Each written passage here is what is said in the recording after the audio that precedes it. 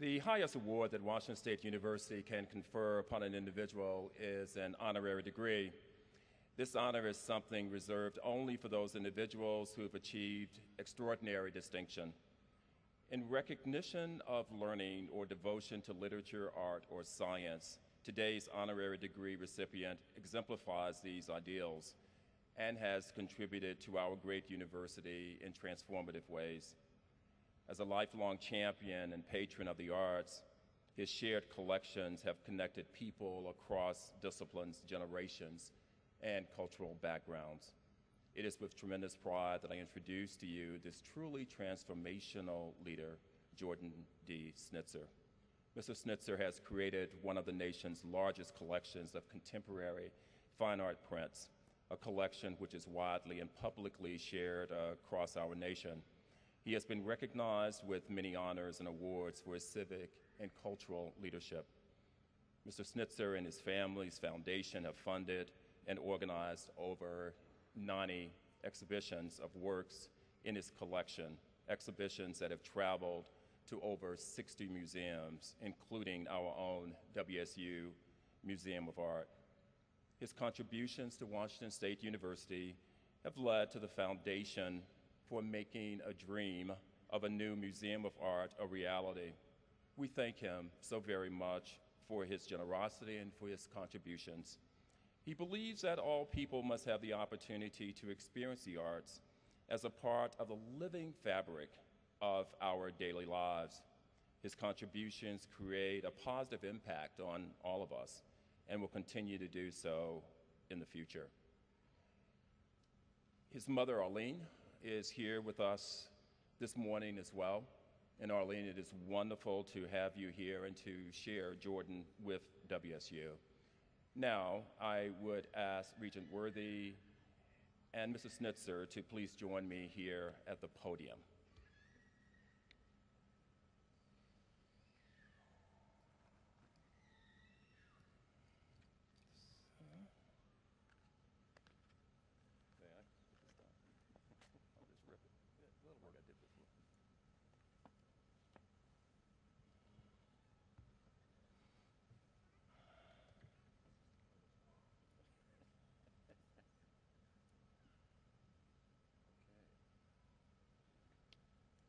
And so it is in recognition of his extraordinary work on behalf of our nation that we provide this recognition of distinction to confer upon Jordan D. Schnitzer the honorary degree of Doctor of Fine Arts from Washington State University. Congratulations.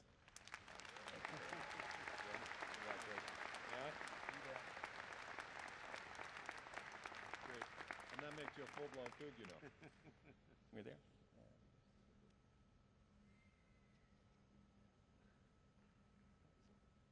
Great man. I'll tuck this here. And whenever you need it. The medal now goes with the Coug tie that I got yesterday. Thank you, President Floyd. As always, I just mentioned this is the most embarrassing part. Whenever I've been asked what I am most proud of accomplishing, I always say the next project. And I think that's really, if there's a message I can get to you today, it's that there's always another challenge. There's always something else to get involved with, to join with others, to help make universities, our communities, better places. So I truly am quite honored to be here today and share with you a few thoughts. I had a great speech all ready to go when I talked to Dr. Floyd a few days ago and said, "What would you like me to talk about?" And he said, "Hope and optimism." Now, I thought my speech was full of hope and optimism, but as you know, when Dr. Floyd suggests something to you, you say, "Yes, sir," right? So I changed a few comments, and I think they are full of hope and optimism. Several years ago, Tom Brokaw, the former NBC anchor, wrote a book about the men and women who fought in World War II, and it was titled The Greatest Generation.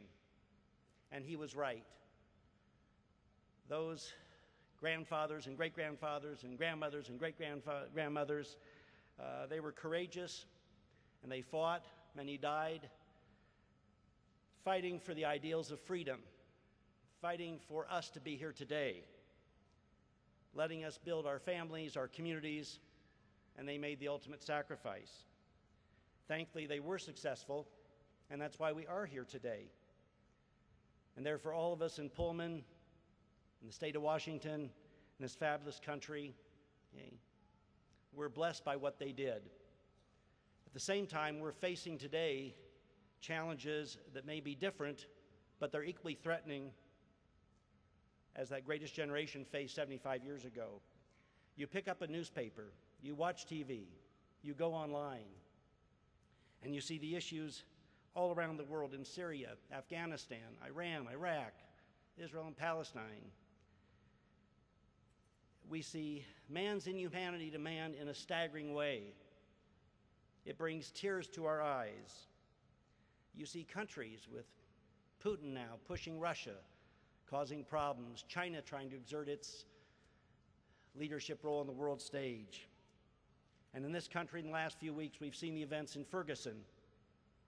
And we thought that with all the progress we've made in integrating all of the wonderful ethnic and religious groups in this country, which has helped make us the fabulous country we are, there's still issues that are simmering that have not been dealt with properly, and they're significant.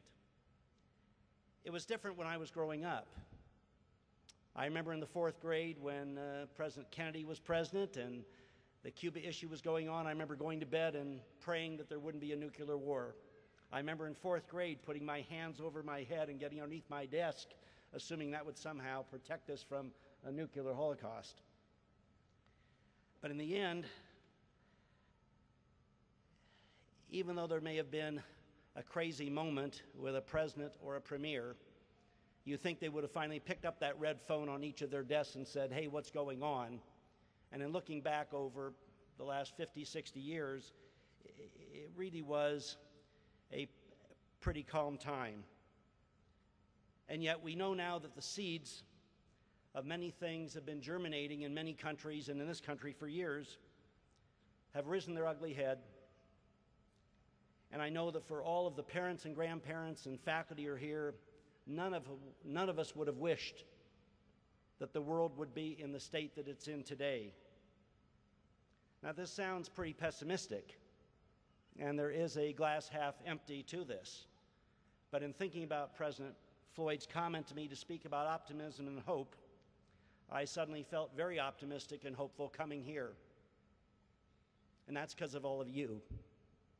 And nothing was as impressive as this morning, waiting outside and watching all of you come in with those faces and those smiles, and your family, and the kids, and your brothers and sisters, and aunts and uncles and grandparents and friends. And as I look at you, and I read previously Mr. Neal's comments about that you're 70% more educated than the rest of the people in this country, and for those graduates and PhD candidates, you're 99% more educated. What dawned on me is that you are the best educated, the best trained, the most computer literate, and the most socially tolerant graduates WSU has ever had. And that's true with your peers across the country that are graduating now. You've had the benefit of all that we've learned. As I said, we're not pleased by the problems we have to deal with, but they are problems of your time, of your generation, and you must deal with them, and you will. And I'll finish in a minute or two, and we'll proceed. You'll get your degrees, you'll go off and celebrate with your families and party tonight. And soon, Monday will come. Many of you I talked to already have jobs. The rest of you with the education and training and the suggestions about the Alumni Association of having the university help you further, you'll end up with jobs. And you'll all go back to your communities. And what I ask you to do is, first, you must assume this mantle of responsibility. These issues are yours. And in your communities, what I implore you to do is to get involved with public service at a local, state, national, international level.